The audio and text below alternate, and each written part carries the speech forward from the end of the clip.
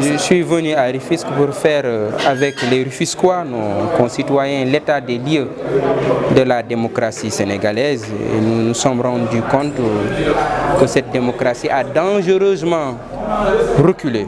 Il nous faut lancer une nouvelle remobilisation de nos concitoyens, remobiliser le peuple, indiquer au peuple que cette démocratie-là, elle est menacée et qu'il doit se remobiliser pour défendre notre projet démocratique.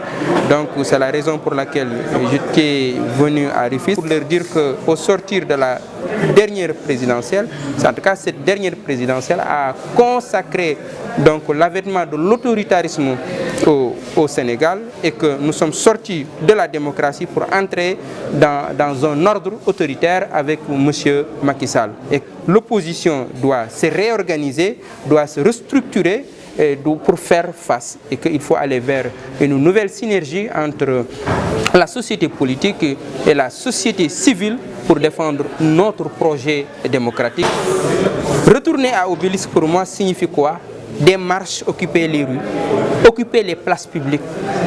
C'est la Constitution qui nous permet d'organiser des marches et d'organiser des manifestations pour défendre nos libertés publiques. Oui, le gouvernement parallèle, on en parle. Moi, j'ai émis une idée.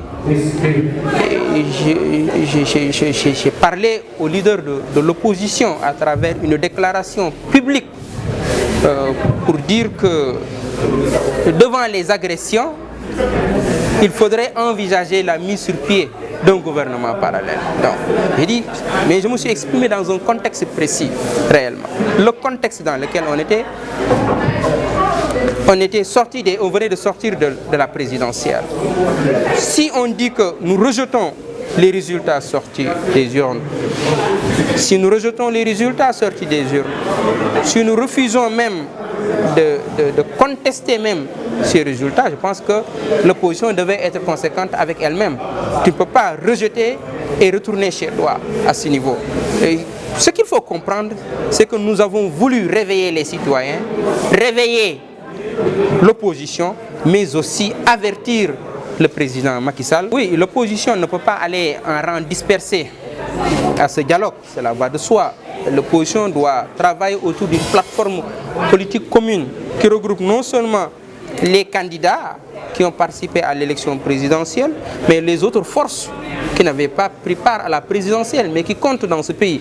Je pense que ces forces-là, l'opposition doit aller vers elles, discuter avec ces autres forces-là et s'entendre autour, je pense bien, d'une plateforme commune.